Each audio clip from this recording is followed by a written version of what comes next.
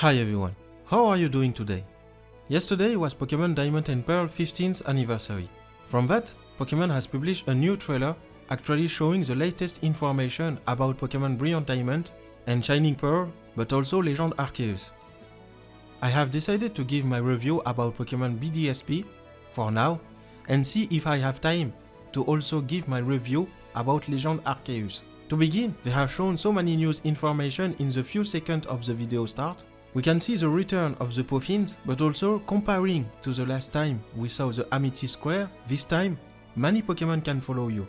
A few seconds later, some of the returning characters made their comeback. It's possibly Cherie, Riley, but also Gym Leader Gardenia. After showing that quick transition, they have shown the female protagonist actually fishing in a smooth transition. I pretty love that scene. The quality graphics are top-notch. The coloration are carefully made, especially how the water was made.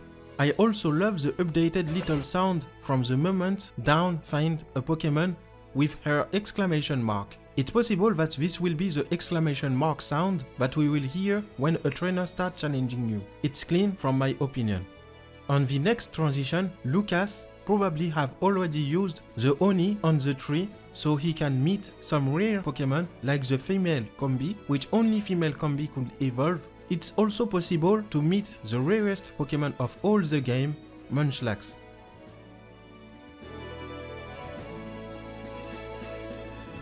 The Poketch made its comeback too. It was expected that it will return. It's basically the same structure as the one we all used back in Diamond and Pearl, but the graphics are slightly updated and improved.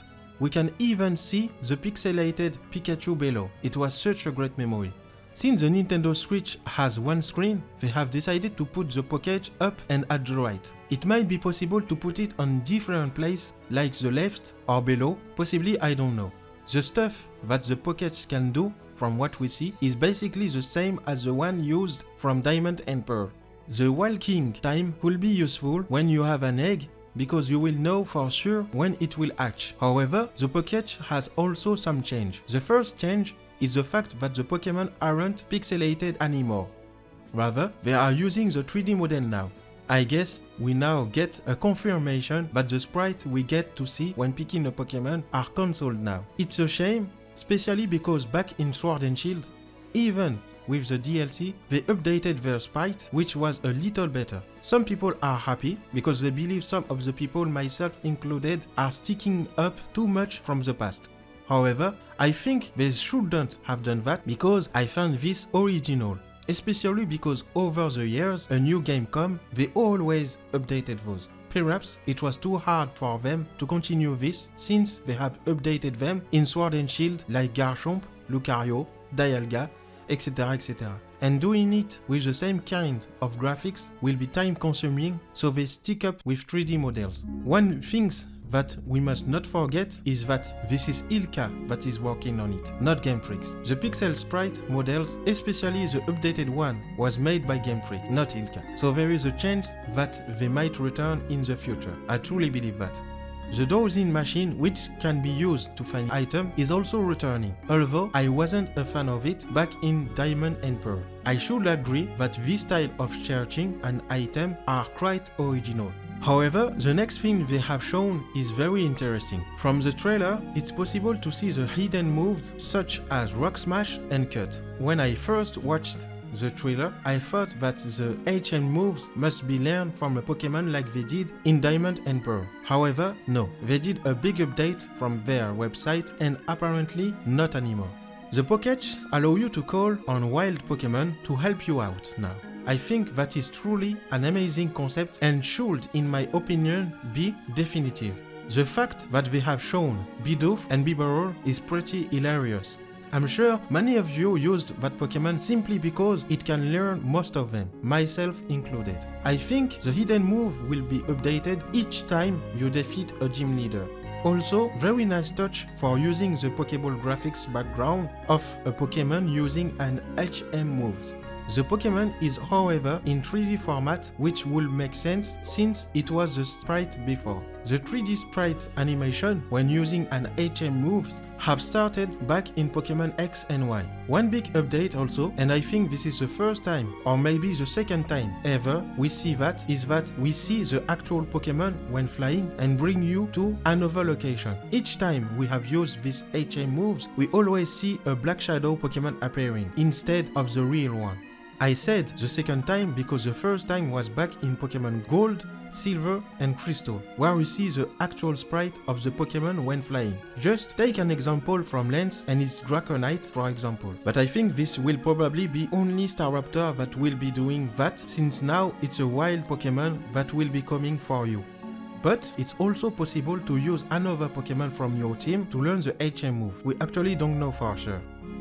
On the next one, we can see Dawn and Bibble climbing up, but strangely, we do not see the blue Pokeball background. Maybe this particular scene is unfinished yet, or maybe it's better that way.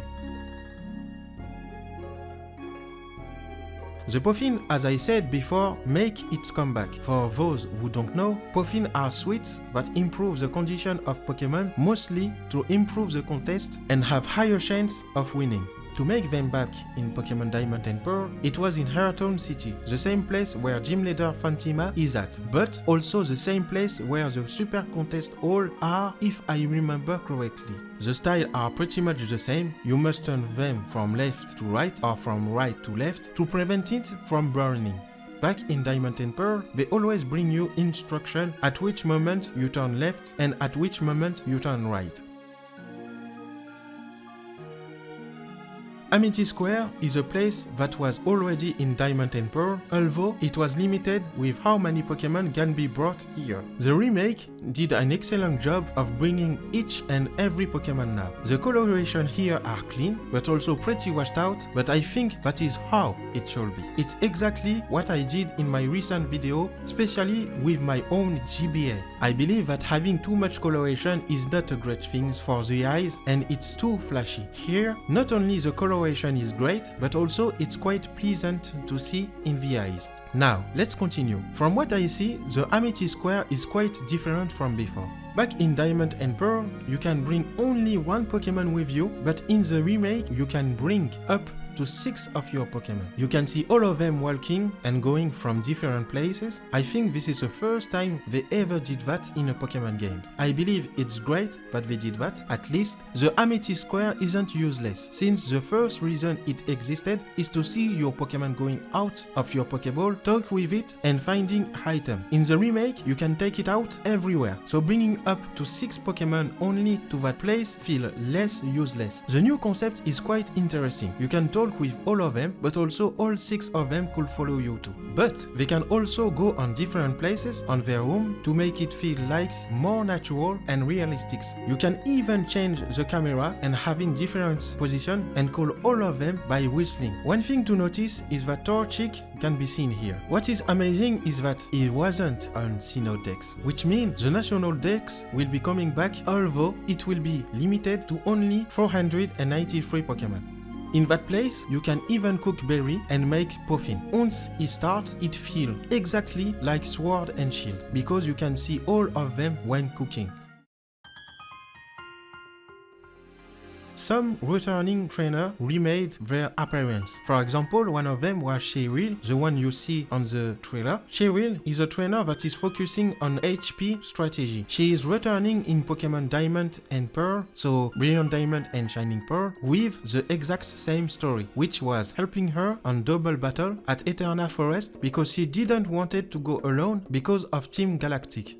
Graphics here, as always, are top-notch. They truly did a great job with the overworld model sprite. It's original, pleasant, and faithful to the remake. Improvement has been made again, and that is great to see. The Eterna music is also quite good. Who knows, maybe I will recreate the theme myself. What do you think? Anyway, from what I hear, the exclamation mark sounds are different from the one Dawn used when fishing. The exclamation mark sound seems the same as Diamond and Pearl, but updated. That also means that the exclamation exclamation mark sound we heard from Dawn when she was fishing will be different from the trainer we will encounter. Technically, we could consider this something that they never made before, which is having different exclamation mark sound. It's a small details, but still. I also like how they are changing the camera position when talking to Cherie to have a better visualization of the overall model and place. They also have changed the protagonist name, this time by using Koke instead of Lucas. Koki is a Japanese male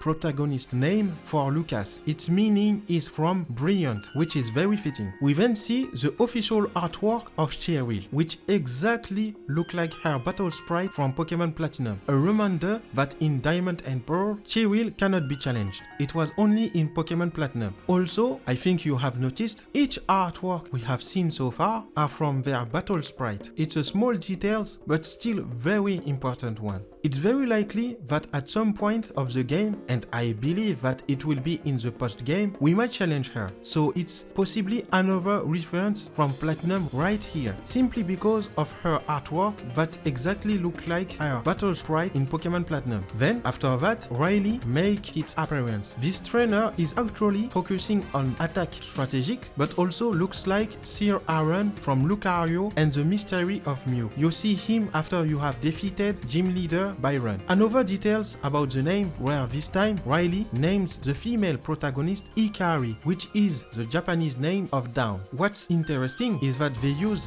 her Japanese name on an English version. Ikari, which also means shining, is very fitting. If I remember, you can meet Riley at Iron Island. You are not forced to go on that place. However, it's a great opportunity to train your Pokemon some more, but also after finishing this part of the story, it gives you an egg containing Riolu. This place is a place I never forget because I was able to find a wild shiny Crobat. As I said before with Cherie, the same can apply to Riley artwork poses. The poses is exactly the same one as the one used in Pokemon Platinum Battle Sprite. It's highly possible we will challenge them as we did in Platinum.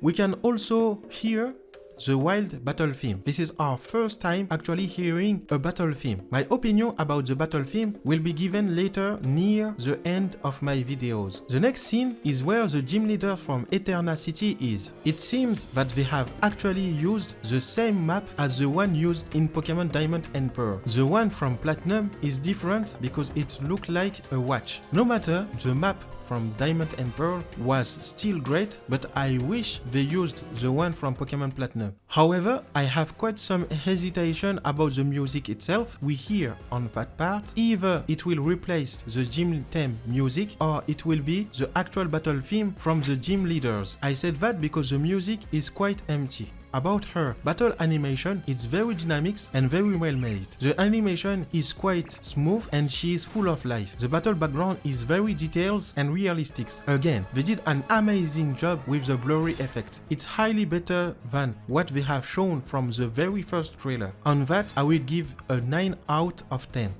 That's all the stuff that we saw on the trailer, but yet it's still not over because they have shown a lot of stuff on the website that wasn't shown on the trailer. So to end this, Pokemon website brings some news pictures that wasn't shown on the trailer. A small details about the Amity Square when using the Puffin machine. From the first pic, we can see the level of the Puffins. The more higher the level is, the more delicious the Puffin will be. From the second pic, we can see the circle arrow, which we haven't saw in the trailer, but indicate you that you must turn from left to right. After that below, from the first screenshot, if it splash, the Pokemon close their eyes, feeling disappointed, but also preventing them to have some of the puffing on their eyes. That is very realistic and very natural. We can also see the return of the burn effect on the second screenshot, which means you must turn the puffin so the burn go away and prevent the puffin burning. On the third one, we can see the berry, which will be implanted to the puffins. And the last peak, the puffin is ready to be used. What we haven't saw from the trailer are actually Palkia and Dialga actual battle in the first and second peak. What is interesting here is their battle background, which is an homage to Diamond and Pearl, are the same one as them but with better graphics. I think this will be only shown in their intro music and then switch to the actual battle background on the top of Moncorone, which is Spear Piler. The third pic shows a better look at the statue of a fusion between Dialga and Palkia. We have then some pictures from the Mont Coronet, one which is almost at the top and the other is much below. Below are two different forms of shellos. If you ask me which one I prefer, is actually the blue one, but I might have doubt picking one of them once the game came out. Then, the last but not least, an amazing view from the top of Mont Coronet, which is pure pillar. Many things could be said here. First things first, the view scenes are in full 3D. You can see far from the map. The second thing is that we can actually see the Azure Flute symbol below, which means that Arceus will be legally catchable in those remakes. To finish is that we can't see Team Galactic on that map. Normally, there is two Galactic Grunt members that block you the way from where the protagonist is standing. However, they aren't there, which means either Lucas or Koki defeated them and so finished the quest of catching Palkia and Dialga, or these pictures was only to show and appreciate how well the scene was made. I don't know if Lucas already used the Azure Flute or not, because logically, if he decided to use it now on the pictures, he must stand in the Azure Flute symbol to unlock the big stair, which there isn't any here. Another part that wasn't shown is the day-night cycle. Different Pokemon will appear depending on those cycles. When it's daytime, you will meet a wild Chatot, but when it's night time, there will be a wild Hot instead. You can even meet some special Pokemon depending on which day the game will be at, like for example Dreamfloom. You can also buy some new Pokeball seal that we haven't saw in Diamond and Pearl. I think that's it for my full review and analytic. Now let's talk about the music and I will give you my honest opinion about it. But let me tell you how I felt about the music.